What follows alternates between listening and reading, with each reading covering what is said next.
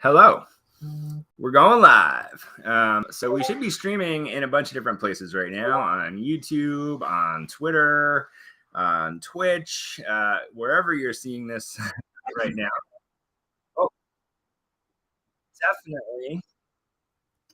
That was the YouTube stream that was actually open at the same time. So there you go. Going to be some technical things as we figure all this out, but having a good time talking about Macronauts. If you don't know what Macronauts are, then we've got some previous live streams from the last couple weeks that walk through it.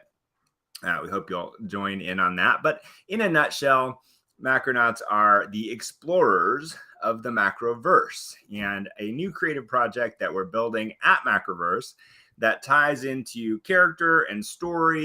It ties into the platform that we're building for storytelling, next generation comics. There's a Web3 component to it. There's a lot of community entertainment and creativity involved in it. And for those of you that don't know me, co-founder of Macroverse, I started my career as an illustrator, have an illustration degree, and this will be the first project that I have done in quite a few years that I will be creating all of the art for this impending character collection as well. So we're going to bring anyone that chooses to participate on this creative journey with me, with us, into the Macroverse. I'm also inviting anyone that wants to come participate in this conversation live to come and do so. And I see a couple of community members already queued up and waiting to come on to the show. So we're going to invite them on momentarily. But what I'm going to do real quickly, actually, I'm going to reverse that. I'm going to invite them on. So Dim Sum and Tiny Universe, two Macronauts from the Macroverse community. So happy you guys are joining me here this evening. Hello, hello. Hello. Awesome. So welcome.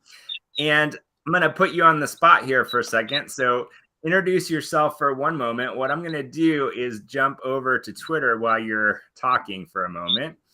Maybe you can kind of say a little bit about yourself and why you think this project is interesting, or what's interesting about it to you. And I'm going to jump over and just drop the link for anyone else that wants to join live to do so while you do that. Sounds good. My name is Dim Sum. My actual name is Henry. And really interested in the project, really following really from the beginning in terms of like no real parameters in terms of what can actually be done, and really pushing Web3 right to the brink, and seeing all the creations from everyone participating in this process, and seeing the process itself like really unravel before our eyes is really fascinating for me.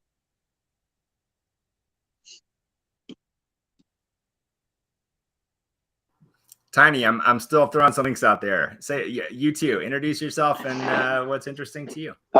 I'm trying to unmute this time without causing like a full-blown audio earthquake. Tiny Universe, aka Scott. Wow, is that Dim live? Look at this. It's funny. I never know how to introduce myself. I think like I always love to go with the original introduction, which is still very, very accurate, which is GSA super fan, turned writer, now turned I don't want to say artist. I mean, that's like pushing boundaries, but I mean, I put lines on things now, and no, man, it's just so cool that it's only been a couple years now, but man, I feel like it's been 10 years in NFT time. I think it's maybe a couple portals that I jumped. But I found Web3, which was GSA, which turned into community storytelling and meeting Evan and Macroverse and Rommel, which I'm assuming will show up very soon if he's not already there, which changed my life. And that's what you said. What makes me think Macroverse is so appealing, or what's so great is the community. First off, you have a family of people that support you. They're behind you. They encourage you. And then people like Evan and Rommel and Adam that put in the time to educate and encourage you to write or draw or whatever it is. I mean, like I don't think I would have done anything that I'm doing currently creatively if I hadn't met you guys. So thank you so much. But that's why Macroverse is so amazing to me. Well, thank you. I always appreciate that, and we so appreciate you. And so let me say hello to the Matt Maz and Rusted Throat. Rusted is got a story in the upcoming Bushido's anthology, which is super cool. I cannot wait for people to see that. And Matt has a story in the upcoming Deadtown anthology series, as do Tiny and Dipsum as well. So everyone on this at the moment has got a story in production or has been produced and will be out a little bit later this year for everyone to see. This Macronauts project in particular, is really designed to tie all of these different elements together. And so, we've been talking about some of the world building questions around timeline. How does this technology that allows Macronauts to jump between worlds or jump between interdimensions, between different types of stories, different types of universes? How does this work? Where did it come from?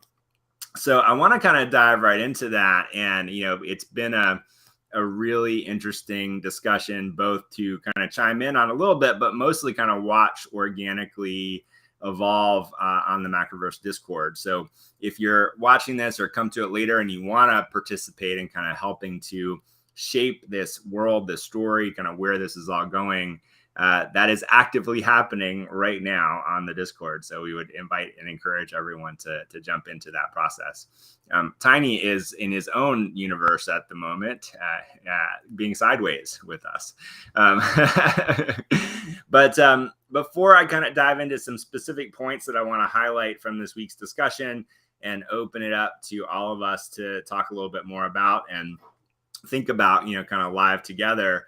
Matt or Rusted, anything you guys want to say just by way of a quick introduction, or kind of what you're, what are you interested in? Where I want to make sure we take these conversations down the road that the people that show up live want to go down as well. So chime in.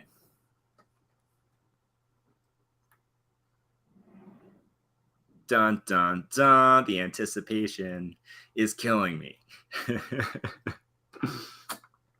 And if not, then I always wonder, can they not talk, or are they trying? And there's it's a good question. As far as I can see, everyone can talk. But appreciate you guys regardless. So if you can talk at some point, by all means do. On the Bushidos, I've seen sneak peeks of, I think just recently, what was the last one? Viha? Yes, I believe so. Yeah. Have you guys shown sneak peeks of Rusteds? I believe so. Yeah. I'm sure by now, I was gonna say, I'm sure by now I've had to have seen them. And then tonight, I don't know. I mean, I was hoping, at some point, if there's time, to just talk about some of the artists, because I saw a link, and I can't find it again, on Twitter, that had a list of Macroverse artists to follow. And Yes. I think there was maybe 5 or 6 of them, and I just, Actually, remind me. But I want to keep this kind of focused on the Macronauts project. Macronauts. But Perfect. there's actually a whole Twitter list of all the creators and people. Yeah, so, perfect. Yeah, remind me, and I can certainly point you and anyone else awesome to that. So let's do a little recap of kind of where we're at. So, we've been having this discussion in Discord over the past week. I'm going to be taking some notes. So if you see me typing, I'll be, kind of taking some notes as we're talking. I think of these sessions kind of like a writer's room kind of scenario or context for how, we can interact. There are no bad ideas here. Oh, double rusted throats. Love it. And so, there are no bad ideas. Our general approach to all of this type of development is that ultimately we're looking for kind of the best idea or the things that give us the biggest ground for the stories that we tell to live inside of. So, I always want people to feel free to throw everything out there. My role at this point, the way I see it is to kind of help shape and guide the conversation, to throw other ideas out there, perhaps to challenge some assumptions occasionally. But while I have a lot of ideas about this project, I don't want any of those to feel prescriptive or like, we already know exactly where it's going to go. Like this is really meant to be something that we're kind of working on and working out together. And already there are some things that have come up in this conversation that are not in the, kind of within the realm of what I was already thinking. And so I love that because now it makes the conversation expand. So to kind of get into some specifics here, here's what I took away from the conversation this week on Discord. Kind of 2 areas of focus that people seem to be noodling around on or kind of ideating on right now. The first one is around timeline. So in the world of these Macronaut stories, we're thinking about where did the first Macronauts come from? What kind of timeline were they born in? And so inherent in that is, when did the first portals to other universes open up, or how were they discovered? When were they discovered? There's some conversation around that being in the 40s. And I think, we all kind of have a little love affair with the notion of, kind of people in trench coats. And I certainly am a fan of, noir, and all that kind of stuff, as is evident in Deadtown. There's something fun about the technology and the kind of the I guess the vibe that, maybe the fondness that we have for kind of some of the ways that era is depicted. So, that's come up a handful of times. Rommel threw out the notion, perhaps this is something that came from Tesla's era of invention, which is kind of an interesting idea. There's so much kind of baked in lore around Tesla as a historical figure and almost a fictional figure at this point, at the same time that he's a in Aliens. Yeah, I'm getting there. And we have a question around time and dimension. As you're traveling through portals, does that have any effect on the timeline? Does it have are there now 2 timelines happening simultaneously, the world that you left and the world that you're entering? So some interesting, aspects of things to kind of consider there. And then, yes, the aliens, the aliens and the level of conspiracy theory. And I find this is an interesting topic for us to think about, because why do I feel like trench coats and cigarettes and noir always evolve to conspiracy theory though too? Like it's like I feel like I see trench coats, like interrogation lights, and conspiracy theory. Well, we clearly see where your head is at in this particular part of the conversation, but of course, that leads to, a suggestion of, if we're going to have aliens, are they the aliens that we already have in the overall Macroverse? Is it the GSA or the Galactic Secret Agency? Is it some other type of alien interference? Do the aliens bring us the technology, or do they arrive to shut down the technology? Is there... Man, those are good. Really good questions. these are really good questions. Back to the Tesla of it all. Is there some relationship there? When Tesla came up, it made me think about Da Vinci. Like, if we're going back in time, are we going all the way back in time? Da Vinci's got drawings of machines that no one's ever figured out what they are, supposed to be or supposed to do. So, could be something interesting there if we want to kind of really make this a historical thing.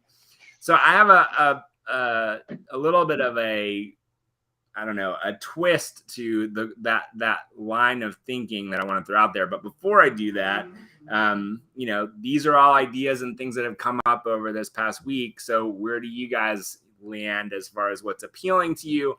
And I want to put the kind of umbrella question over that one of the goals in my mind for this project is to think of the Macronauts concept itself as being pretty agnostic as far as specific genre or tone or style, so that we have this ability to move fluidly between all genres and styles and tones. So I think we want to, in my mind, we want to potentially avoid being too specific about, kind of the genre or the tone of the Macronaut story, to allow it to kind of take the shape of the different worlds and places that these explorers go. And that being said, we obviously want some context and some history around all this. So let me shut up there. I want to hear from you guys, kind of in that mix of concepts and ideas. And hello, Rommel, Max Phoenix.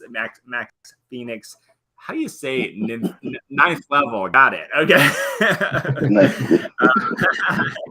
I've been struggling with that until this very moment, and now I feel really stupid. Let me shut up. Hey, I will say this. You say what do we like? What do we dislike about all that? Because it's usually me. It's usually me or Rommel that turns everything to GSA. And I feel like we're both innocent this time.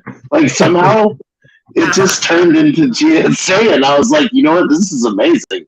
But when you say the aliens, I mean, who says that that's the only alien race? I mean, you know what I mean? I was watching a Netflix, I don't know, alien universe or something, and that's what they were saying was what they've discovered is I guess there's as many planets as I don't remember, so many millions of planets or something now that we never knew about. You know what I mean? And it's who says there's not, especially GSA there, but other alien races and stuff like that. I mean, I just feel like what you've started is infinity.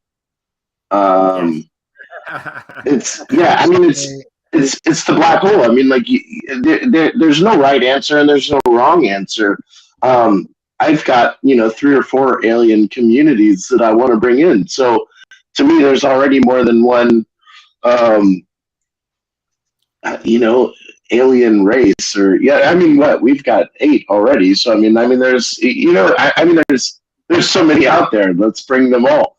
But it's just, I can't wait to see in my mind what's going to be mind blowing. And we started talking about kind of the black and white to color again, that kind of thing. But what really I want to see is that early 20s to 40s black and white noir jumping into a graffiti style, aerosol style animation, kind of complete opposites. You jump through this door and all of a sudden it's a whole nother world. You know what I mean? Not just going from black and white to color, but 100% different style, and see how that works. You know what I mean?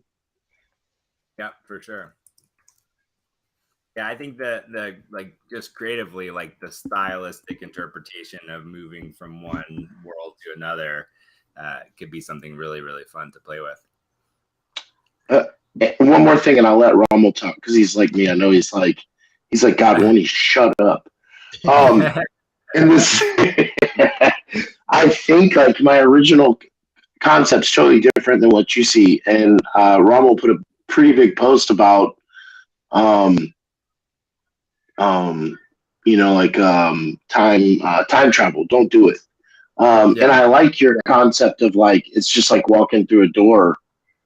I just feel like there's like something that's got to happen in that wall, and like same thing. I mean, like I almost don't want to like interfere with like timelines, or like in the beginning you open with almost like, is there two separate timelines?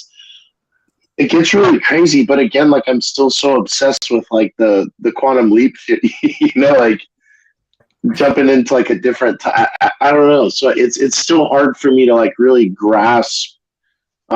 Just like it's just like opening a door and walking through, and I don't know, but I like it, and I think it's the way it should be. I feel like it's hard for me to wrap my brain around, and I really was hoping to talk about that a little bit tonight. You just want it to be Quantum Leap. I got you. Quantum Leap with aliens. That's the pitch that I'm hearing. Yes. I like that too. Awesome. Well, thank you for chiming in with all of that. So Rommel or Matt or Dim Sum, who wants to throw? Who's got the next thing?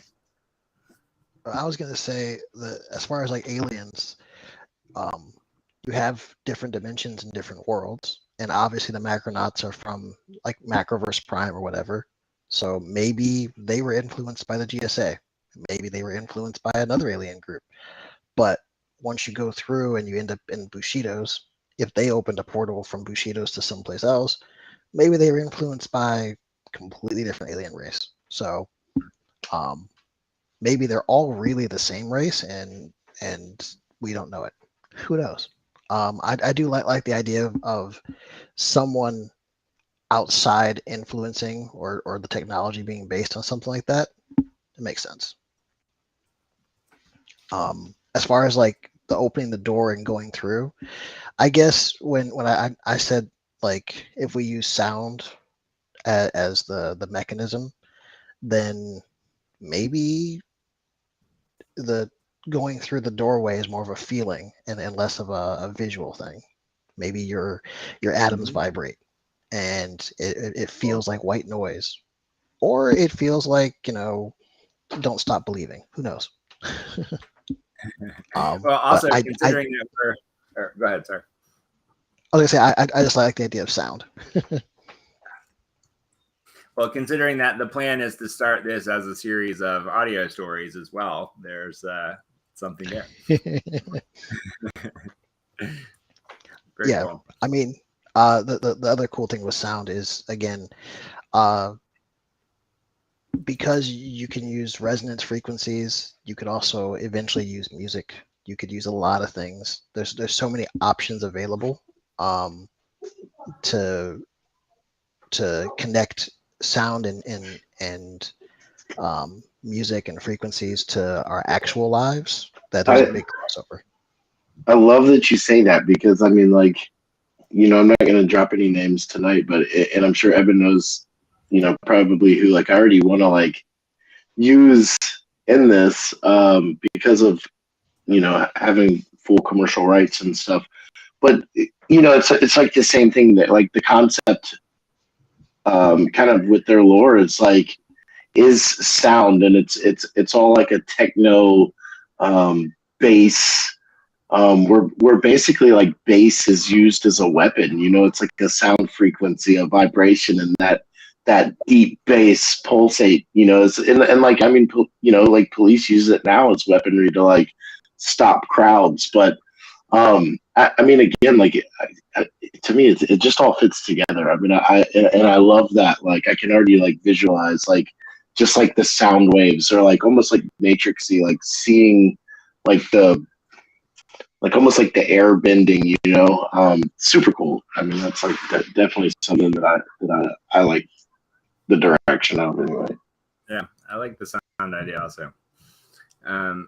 Matt or Dim Sum, thoughts, questions? Hey, everybody. Hey man, good to hear you. Good to hear you guys and see you guys as well. So I'm sort of approaching this, I'm envisioning it a little bit differently, I guess, than everybody else. So for me, I feel like instead of being influenced by aliens and the technology being aliens, there's something about human curiosity and human discovery that really fascinates me. And the ability for humans to create technology because they're looking for something beyond, whether that is an alien race somewhere else or they're looking for other dimensions, other opportunities beyond the reality that they live in, just by the simple fact that they're driven by their own curiosity and their own exploration. To do a couple of things. One, discover what else is out there, but to go down this journey of self-discovery as well. So I really love the idea of like human ingenuity, exploring and coming up with this technology as a way to find themselves, but at the same time find other creatures, other beings, other dimensions, other portals. And the way that I look at it, or seeing it in my mind, and not saying it's right or anything, but I'm envisioning the Macronaut world to be a bit different than some of the other worlds that you have, just in terms of how it's shown visually. So I'm envisioning these very bright and bold colors to really represent the reality that we live in, right? Because Macronauts are supposed to be an embodiment of who we are, and we live, except for those that are colorblind, but we live in this very color forward world.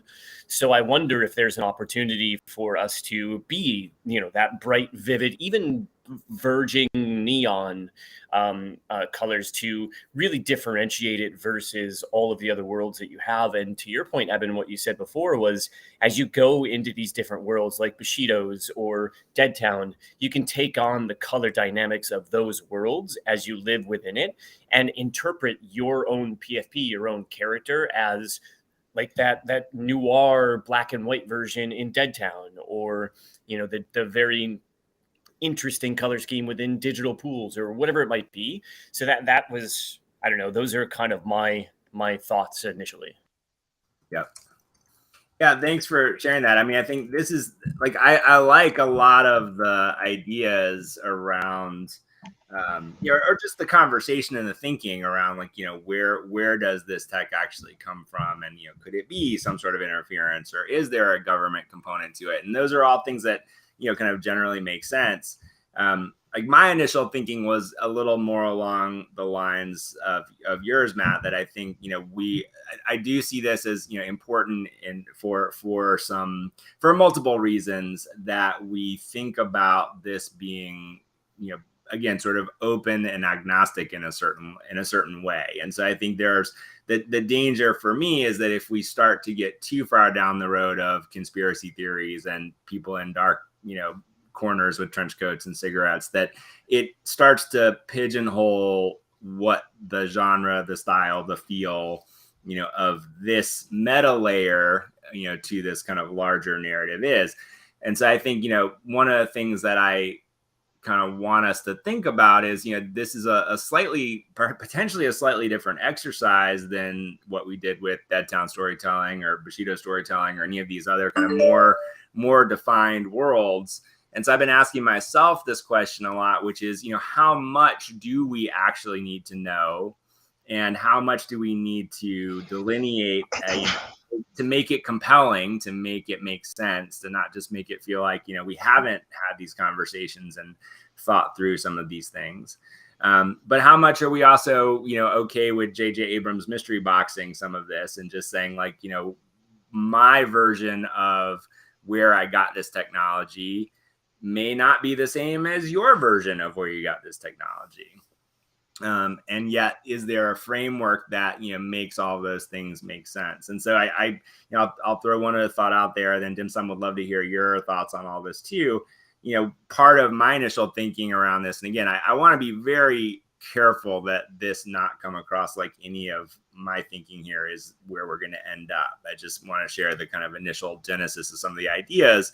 There's a Satoshi element to me that could be fun to play with here, which is this new emergent technology that no one has ever invented before just drops out into the world.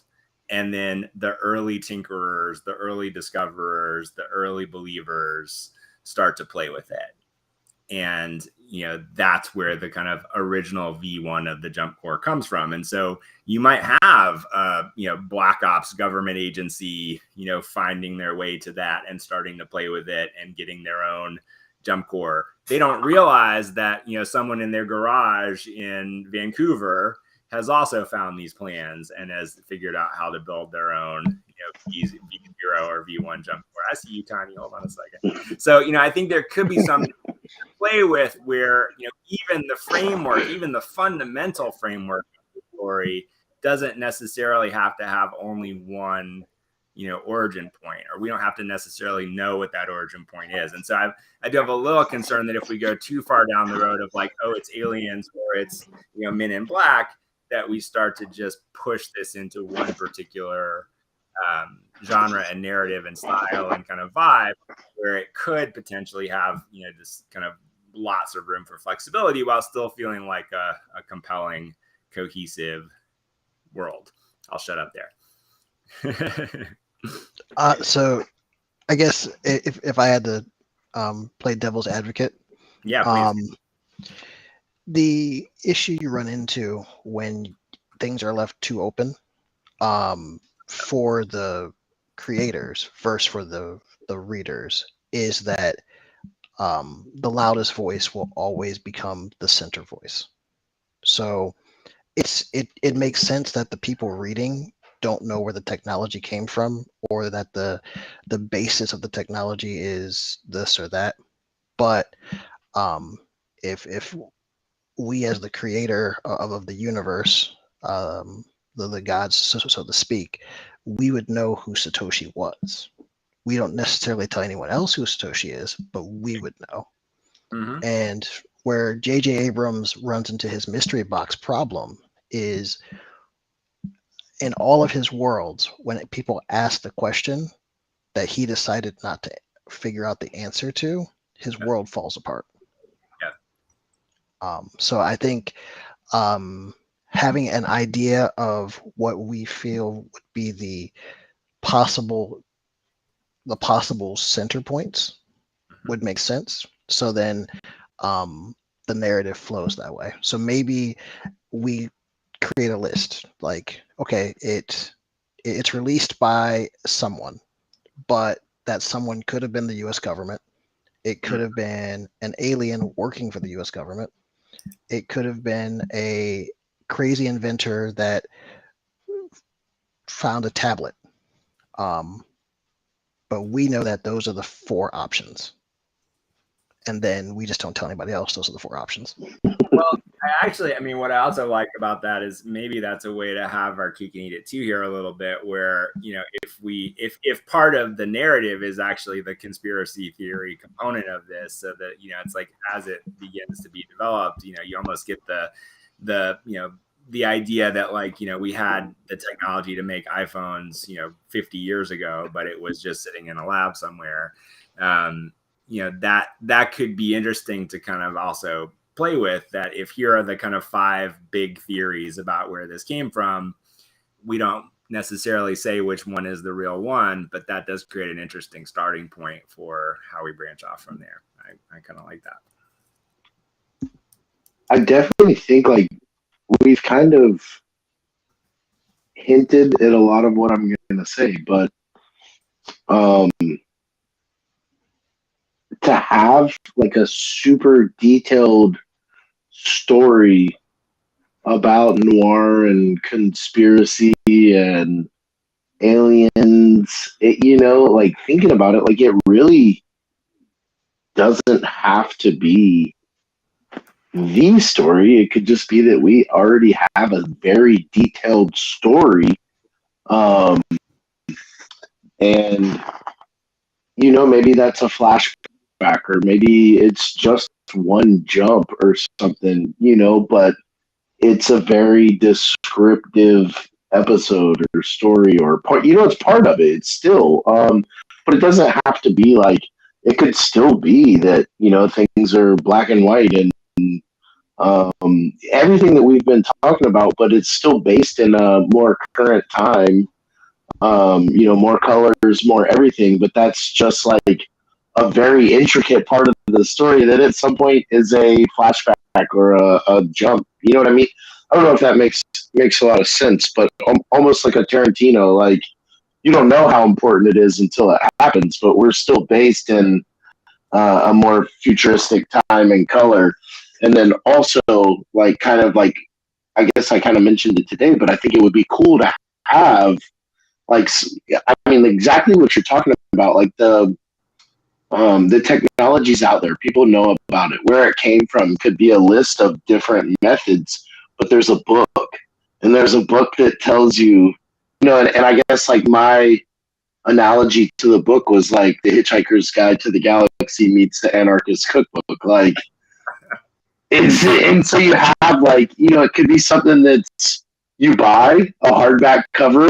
If you're like rich and you know you can afford it on the black market, you get like an actual copy, or it could be something that's like, you know, handwritten, or you're getting like photocopies off the internet. Like I don't know, but like you've got different levels of society using different levels of materials to try to build the same machine or whatever, you know, which have different outcomes on the jumps. Like maybe, like I said, these people are building these like really shitty versions of a door, excuse my language, and like they jump and they never come back. Like they're just gone. And you know, like that could tie back to like alien abductions or you know, serial killers or whatever. You know what I mean? But like, there's just so many different things you can do here. But I think it would be cool to have like some sort of like kind of like blueprint to the technology that people can like somehow get their hands on and use like modern day materials to try to imitate the same outcome. If that makes sense. I don't know if So, I'm kind of old. I'm 40.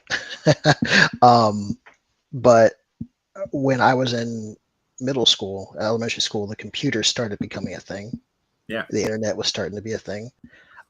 So here I am, middle schooler with a bunch of other outcast middle schoolers, and we started this anarchist club. And we're like, you know what? Let's get the anarchist cookbook and the poor man's James Bond. Sweet. You can get the anarchist cookbook at the library, but the poor man's James Bond was just a book that we had heard rumors about. Couldn't find it anywhere.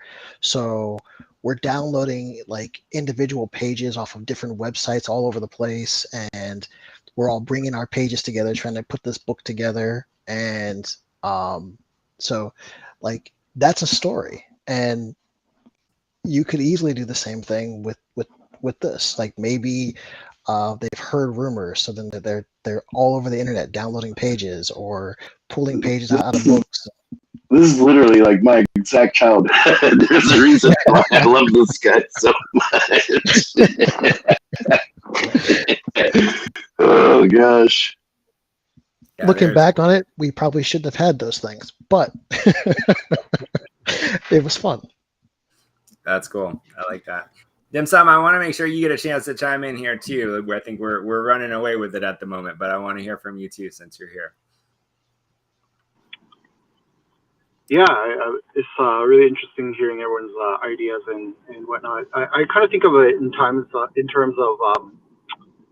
destruction and also construction. So like the two opposite, where there's no actual right or wrong. So you're going through different realms, right? Going through different realms where it's maybe unique in a way that no one's really thought of. Usually we think horizontal, vertical, whatnot. I really like the what Matt came up with, like the color scheme thing. I think that's very interesting.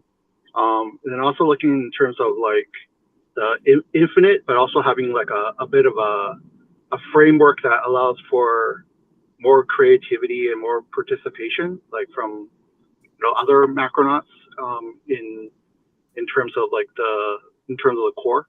I kind of think of it in terms of the core, and then the different I guess the different franchises that we have as well, like how they play in. in whether they're part of destruction or construction, or maybe there's other parts through coming together that create something like bigger that they never really thought of. But as the head of the I don't know what you call this universe or whatever we're going to call it, it's maybe somewhat not new to us, but it's also pushing the limits of what's possible. Not maybe not necessarily even from like a human means. So like the alien thing could kind of fit in there in the portal thing. What Tiny was mentioning is very interesting. In terms of I see all these different components and see like how do you put them together so that it's not constrained, but at the same time you still have a bit of a framework that we're kind of working off of. Yeah. But sure. I like the fact that nothing is like totally clear. There's clarity and then there's no clarity at all. So maybe trying to find that space between there and even in terms of like the colors and whatnot, like with the digital pools and Downtown and GSA and some of the franchises we've seen so far, like maybe there's colors beyond those colors that we haven't even thought about.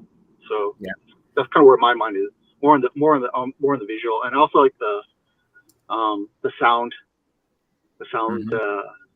I think that putting that into this whole equation, like we're thinking really big, but at the same time, how do you kind of like hone it in and have a bit of a framework, and then just similar to how we have our stories that are part of like main story, but now you got franchises like cross-pollinating each other, creating something I think much bigger than even what's even out there in terms of like Web3 or what people have thought about.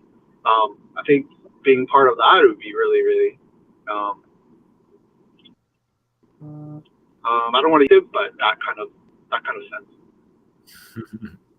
Yeah, no, I agree. I mean, I think to me the idea, like couple of things in there. I mean, one is I think the idea of using sensory elements for whether that's sound or color or style, ultimately like things that we can perceive through our senses as narrative devices in this context, I think is really interesting and provides a lot of room for creativity in all the different mediums that we'll kind of ultimately explore here. And then the other thing, which I think really is to me the challenge and the balancing act for all of us in this exercise is what are the places where we need to have definition and a shared understanding of the framework that we're playing inside of, and where are the places that we want to kind of let that either develop over time or intentionally stay kind of vague. And I think just to go back and a second, my concern with tying things in like the GSA or Aliens is, number one, I love the GSA, but I think the GSA is a world we want to go to, not necessarily have it be part of this world. And so, I think there's that kind of thing, thinking or line around, there are, I think potentially one of the constraints that I think we should all consider is like, if this is our world and we are these characters, how much additional fantasy or, science fiction beyond the kind of core components of this do we want to layer on top of that? And does that start to take away from the adventures that we're going to go on into these other, the literally limitless worlds that we can ultimately adventure into, as Macronauts? So it's like, if there's a heavy layer of conspiracy theory in the Macronaut story, and then we go to a world where there's a lot of conspiracy theory, that could be interesting, or it could start to feel like, well, we're just kind of seeing the same things. And so I think finding that balance to me is, kind of one of the really critical pieces of this as we hone in on that. Evan, can I throw something out there? Yeah, please. As I think about this and think about like the origin of the technology, and do we need to reveal that? Do we not need to reveal that? How vague do we go? How specific do we go? as I think about it being a Macronaut and traveling around to these different worlds, there's something interesting about the fact that, let's say we go into Deadtown or we go into GSA, they sort of see the Macronauts as invading aliens, right? So we're humans, but we're going and invading their world. And so they have some thoughts around, all right, these are the people or the aliens that invented the technology. And if you look at it from the Macronaut side, we don't know who invented the technology. We don't know where it came from. We're just utilizing it. So it's almost like this dichotomy of the worlds that we're exploring think we're the aliens and we invented the technology, and we're out exploring the worlds not knowing where the technology came from. So there's almost this vagueness, but you can build in like conspiracy theories around that if you wanted to, or leave it vague if you didn't. But there's something interesting about that dichotomy of we're humans exploring alien worlds, but in their worlds we're the aliens invading them. Yeah, no, I think there's something really interesting about that too, and it also, again, it's kind of fodder for endless numbers of stories where, I'm going to say this a different way, because one of the origins of this, like versions of this concept, have been something I've been working on and playing with since college, so many years ago now. And in that version, in that earliest version of it, like one of the inspirations for this was, wouldn't it be cool if you're, going to bring everything back to Star Wars, if you're watching Return of the Jedi and you're in Jabba's palace and they pan across the room and you see all the various, characters that have gathered there to watch Luke fall into the Rancor pit. And one of those characters that's just hanging out is this interdimensional explorer that, is just, managed to kind of find their way into this storyline. He's just a background character in that particular scene. But that idea has always fascinated me of, who could this kind of world jumper, interdimensional explorer, type of character be, and where could they go if you could literally go anywhere? And so in one set of, storylines, you're just a character in the background, but of course you're also the hero of that story from your own point of view.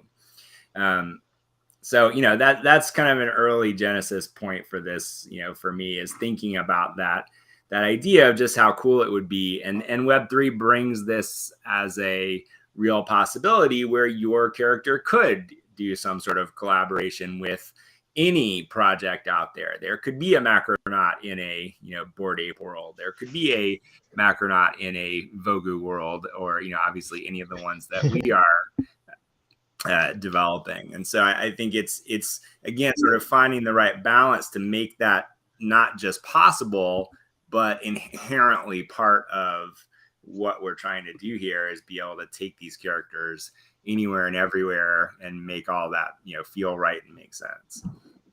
So I'll just give my thoughts that I'm just kind of spinning around since the beginning.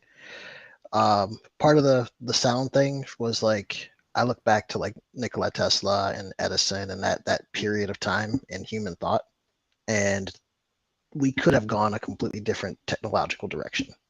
Yeah. So it felt like a good starting point for where this technology could have come from. And obviously you got governments hiding things, and we've all been conspiracy theorists that they've been keeping stuff from us for decades, and that's just kind of our reality, right? But then if you stick with the sound concept, maybe you figured out the sequence necessary to go to Jabba's palace, and you encoded it into, or John Williams encoded it into the Star Wars opening song, right? So you cue up the Star Wars theme, and you push the button and the portal opens and you are walking into the Jabba's palace. Like that's cool to me. But originally I said it feels like there would be two different types of people, right? The watchers and the doers. Yeah. So you would have someone that showed up, sat there, and they stood in the back and they watched the Rancor pit and they took notes, and then they came back here and then tried to pass it off as their own idea and sell us a movie about it called Star Wars. We're saying this is George's origin story. Yeah.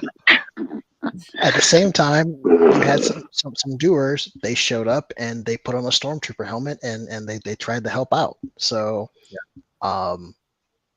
like two different factions or groups or types, so that I think that kind of stuff is the stuff that you want to put in place for people to pick up a starting point, because too many options leads to analysis paralysis. Yeah. But also you don't want to pigeonhole people. Like, while I do love the aliens, we don't want to, if that's an option for where it could have come from. Nikolai Tesla is an option for where it could have come from. Ancient pyramids is an option. If there's options that are available, then someone can pick one of those and run with their story. But if it's like, it's definitely this, then we're all going to end up telling the same stories. Yeah, I at least initially. So I think that was my big thought, is like, that's kind of why I didn't necessarily want a structured theme, or what, like plot, like what, I don't know, like whatever storyline. I mean, like, because I guess, like, just for that, like, if it's 100% structured, like, this is how I don't know. I mean, I feel like, again, like I said, this is like infinity. I mean, there's so many different options to have anything structured. And I definitely, as much as I love GSA, I don't want to tie this project to that, or any other project for that matter, because I want, this is something that can be and will be bigger than any one project. And I think that's what's super cool about it. And I guess, like, the more I sat here, I keep thinking about visually what I see in my head,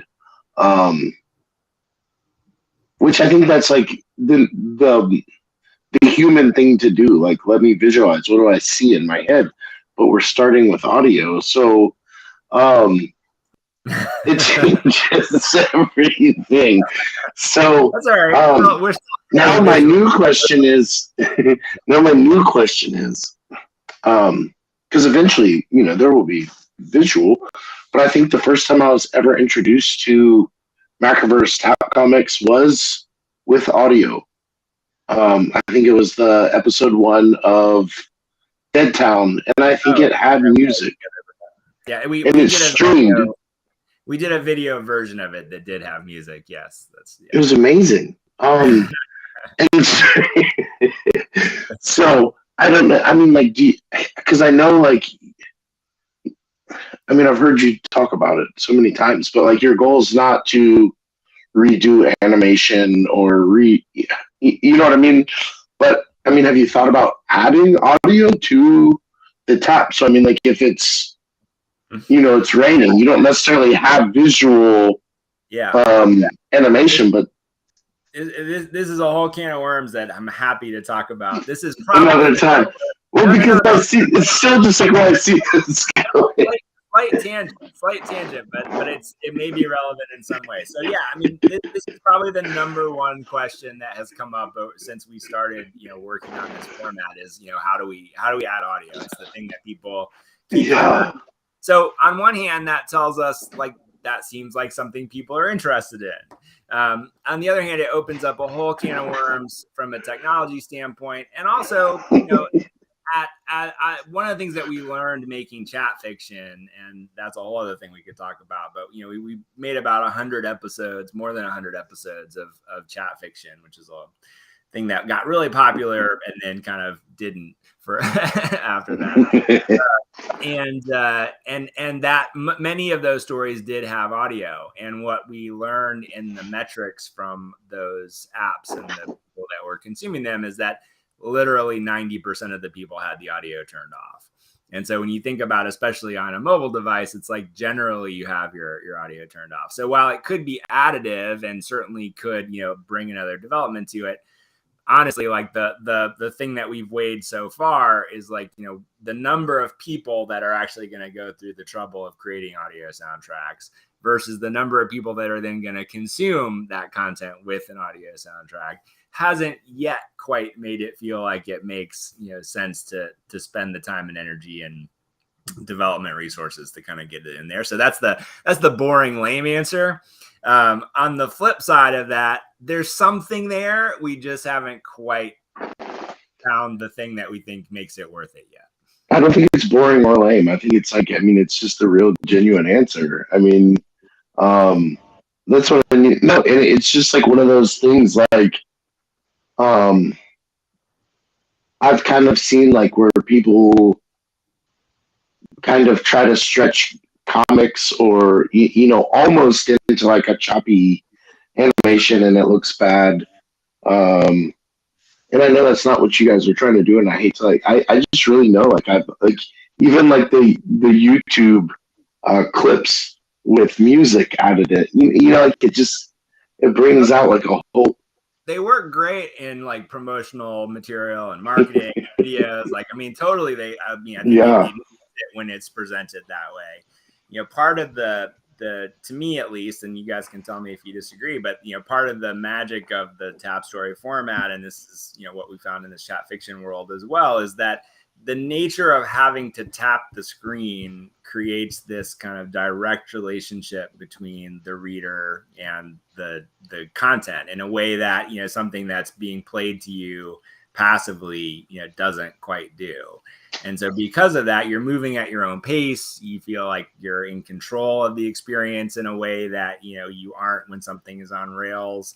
And so just so there's that element of it which I think we want to make sure we preserve. And then also the minute you add music, sound effects a little different, but the minute you add music, it's challenging to have that be to not just feel like it's like a repetitive loop, or it's something that is actually moving with you through the experience as opposed to something that's on rails. So and I guess to clarify myself, I think that's the difference. I wasn't thinking of any kind of like voice dialogue first off, so no like actors or anything like that, and no music. But again, like maybe someone's walking, and the first second where you click that next page and they're walking, maybe there's like footsteps, like sound effects, like, or it's raining outside, and while you're reading that frame, there's like a rain sound, like I don't know, little things like that. And that's just going back to the audio. But when we're making audio, we'll definitely have sound effects. That I can. So again, like I think like what you guys have done with the app and the tap comics, like I think it's amazing, and I wouldn't change it. So again, like I'm not like saying anything like that, and I think until people go onto the app and they actually like go on and do and try it out, like they don't know how amazing it is. But I think the one thing I've heard you say to explain it perfectly is what separates it from traditional comics is you don't have your 2-page layout with your full spread, where even if you don't, if you're reading, correctly and you're trying to like block it out, like you still see the art when you open it up and you still see the full frame. Whereas with this tap style, you can click next page and get a full blown like WTF, like I did not see that coming. And I think that's like the super, like that's the game changer, is like you've added the element of surprise. And it doesn't need sound effects. I don't know. It's just, while we're talking about audio, it's just what crossed my mind. But I think it's the same, it's the same. But it's added that like that one thing that you couldn't get from the traditional, flip a page comic. Yes. And that's what I love. Well, thank you. And this episode of the Macronauts Development Show has been brought to you by the Macroverse app, available now on iOS and Android in your favorite app store. If you're not reading Darkland, prepare yourself, and you should be. So yeah, look, I think we're closing in on an hour. I think this is all really good food for thought. Let's continue the conversation on Discord. I had a couple of things I just wanted to kind of throw out as a couple other places to kind of dive in. I think, the one thing I do want to kind of throw out there as where I hope we'll land. And again, I really want to walk this tightrope of, not just saying like, hey, give me your ideas and then I'm going to tell you the answer, because that's not how I want this process to work. But where I hope we'll land is that, I do feel like we're so specific and intentionally specific in the various, worlds and series. So like Dead Town is very much intentionally, dark, gritty, and noir. And, there's stuff that happens over the course of that series, which goes to some very dark places. Darkland, mature, Game of Thrones and hell, the anime style should not make you think that there aren't some very disturbing things that happen in that world. In this latest episode, I might add, I had forgotten a moment that happens in this latest episode where reading it again as we were about to put it out, I was like, oh, right, this. So there's my teaser for what's going on in Darkland right now. Prepare yourselves. It's Game of Thrones worthy for sure. Then, you've got something like the GSA, which is a little more all ages, but still, we're dealing with some themes that get a little more mature. Friends and Fiends is definitely more, Miyazaki, more all ages. Digital Pools, which is coming soon, a little more mature. We're dealing with crime and murder on the dark web. So a lot of the worlds that we're going into, are kind of more mature, kind of HBO style series, and that's not unintended. I was going to say, you've always said HBO. Yeah, so I mean, we always talk about our content, kind of at an HBO kind of point of view. We tend to think that way, but I also want to take this, the potential here from my point of view is that we take a step away from that a little bit and look at the Macronauts a little bit like the entry point for the Roblox generation. And so when I think about my daughter playing Roblox, she's essentially jumping between portals into different worlds. Like that's what that experience is. And so when she goes and like, I'm going to go over here and do, Dragon Simulator. And now she's pretending to be a dragon for an hour. And then, an hour later, this is crazy. But my 9-year-old daughter and my 6-year-old son are playing Squid Game and Roblox. So now they're doing that. And then, an hour later, they're, doing fashion shows together. So, I think on a certain level, like we've got a whole generation coming up, which is already very primed for this idea of having a point of view where I feel like I'm in control of this experience. I feel like I'm the character in this adventure, and I'm going and having all these different experiences and all these different worlds and all these different genres. And so I think this is kind of an opportunity to build a version of that at the story level, at the concept level, for the larger Macroverse platform, for all the places that we think this is ultimately going to go around gaming and animation and film and all the different places that, we intend to take this. So, again, it's a little bit of a challenge when we think of it in traditional storytelling and world building terms. And yes, we need that. And, think of this like the meta layer for a game as well. So it's like, trying to bring all these different elements into the conversation and not just have it be a mess at the end of the day. So that's my spiel. Go for it. I'll close out with 2 statements.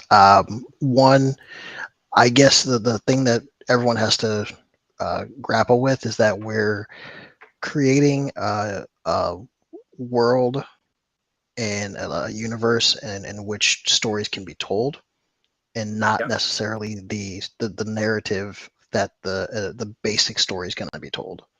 So we're creating the Star Wars universe. We're not telling the Skywalker saga. That's a very good way of putting it. Yeah. And then number 2, Macroverse, putting the M in mature.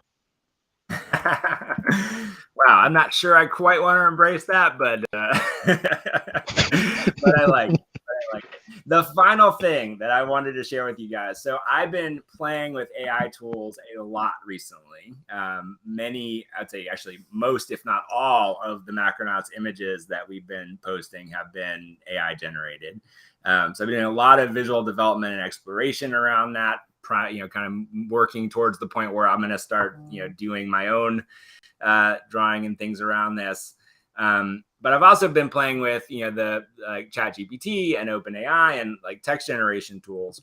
When it comes to writing and story development, I've found that the number one way to use ChatGPT and OpenAI, in my opinion, is to get a quick read on what not to do. And so before this call, I fed ChatGPT some basic information about the kind of Macronauts concept, and then asked it to give me an origin story. And so I thought this is pretty interesting. They're relatively short. I'm gonna read them to you, and then I'll post these in Discord as well. So I said, Macronauts are explorers of the interdimensional multiverse known as the Macroverse. They use an advanced technology called a jump core to create interdimensional portals that they can step through to move between worlds and dimensions. Write a backstory for where this technology originated, the original intention, and the original invention, and how its blueprints came to be discovered on the internet in 2023. So here's version 1. The technology known as the jump core was invented by a brilliant physicist named Dr. Rachel Pearson. Dr. Pearson was obsessed with understanding the nature of reality and finding ways to traverse the multiverse. After years of dedicated research and experimentation, she finally succeeded in creating the jump core, a device that could open portals between dimensions. However, Dr. Pearson was not content to simply keep her discovery to herself, believing that the jump core had the potential to revolutionize humanity's understanding of the universe and bring people closer together. She uploaded the blueprints for the device to a public forum on the internet. The blueprints quickly spread and became widely available, leading to the creation of the first generation of Macronauts. Over the next few years, the Macronauts community grew, and people from all over the world used the jump core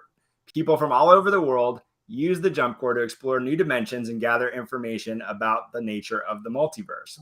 The community was initially tightly knit, with its members sharing their experiences and discoveries with each other. However, as the number of Macronauts grew, the community became more fragmented, with some individuals becoming more competitive and secretive about their findings. Despite the challenges that came with the growth of the community, the impact of the jump core technology was undeniable. It opened up new realms of exploration and sparked a new era of scientific discovery, and the legacy of Dr. Rachel Pearson lived on through the many Macronauts who continue her work. Now, what's a little bit embarrassing about that is, number one, I think it's actually pretty good. So mind blown a little bit continuously by this technology. But also the limitation that I keep bumping into is like, this can only pull from what we already know is out there. So we can, point to 20 different things that have a similar type of context or story or trajectory.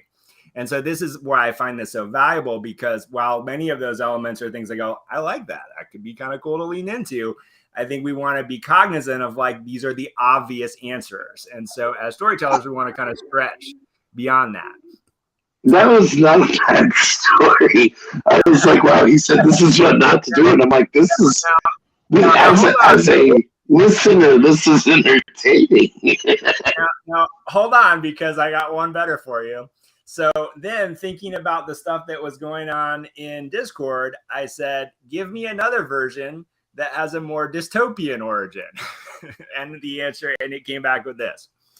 The technology known as the jump core was created by a secret government organization known only as the Initiative. The Initiative was formed to explore and exploit the multiverse for its own benefit. They discovered that the multiverse was filled with resources and technologies that could be used to further their agenda and increase their power.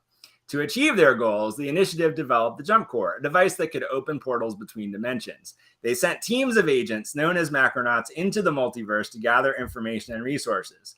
The jump core technology was closely guarded and only available to those within the Initiative who used it to maintain their control and domination of the multiverse. However, As the years went on, information about the Jump Core and the initiative leaked out. The blueprints for the device were discovered on the dark web and quickly spread, leading to the creation of the first generation of rogue Macronauts.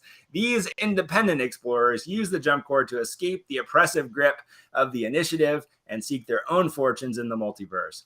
The initiative was furious about the loss of control over the Jump Core technology, and they launched a massive effort to hunt down and eliminate the rogue Macronauts. The once tight-knit community of Macronauts became fragmented, with individuals constantly looking over their shoulders and fighting to protect their discoveries and freedoms. Despite the challenges they faced, the rogue Macronauts continue to explore the multiverse, determined to find a way to use their knowledge and resources to fight against the initiative and create a better future for themselves and others. The legacy of the Jump Core technology was one of both wonder and fear, and many people seeing it as both a tool of oppression and a path to liberation. Now, frankly, I mean, at a glance, I'm like, that's kind of it. I feel like that's everything that we just talked about, written better than I could do. So I think there's some stuff in there that could be inspirational, but I also want to push up past this to go like, these are still the obvious answers. So how do we build something that is truly unique in this context while still creating this kind of open space to play? So I'll leave all of us with that challenge. So I feel like the answer is like, you chop it into 5, you Tarantino it, and you add some extra just craziness, and there you go. It's the masterpiece. That could be the answer or the absolute problem. It's the worst thing ever. Just ignore it. But so let's end there. I think we have to end on a note of AI, but I appreciate you guys so much for coming in and chatting. I think all the ideas are great. Let's keep iterating on this. When we come back together next week, I feel like we'll have a much kind of clearer sense of, where we want to land in all of this. I do hope that, for my own preference, I hope we kind of shift towards a, kind of just a hopeful tone for the whole thing. Cause I do think that will just, for my thinking, provide the biggest umbrella for what this can all be. So if the concepts are hopeful, but then the characters within the concept can be whatever we want them to be, sinister, as well. But I think this is a great place to kind of start and build from. So again, just appreciate you guys, appreciate anyone that's watching. And I will end with the invitation for anyone to come and play. I have so much fun having these conversations, and the big thing that I want to underline, which you guys know, but anyone watching now or later may not, is that the result of this process is we will be making a show together. So, there will be a number of episodes, initially in audio, then in comic form, and also the generation of a character collection that I am going to do all the art for in public with you guys, helping to art direct and decide on, features and traits and style and all that stuff all along the way. So I think this is going to really be something special and fun for those that choose to participate. And I could not be more happy and grateful that you guys are the core group that is helping kick this off. So thank you all so very much. Join us on Discord, join us on Twitter, discord.gg/Macroverse. Follow everyone here. You'll find them in the Macroverse as well. And we'll be back next week at the same time. Thank you guys. Good night. Good night.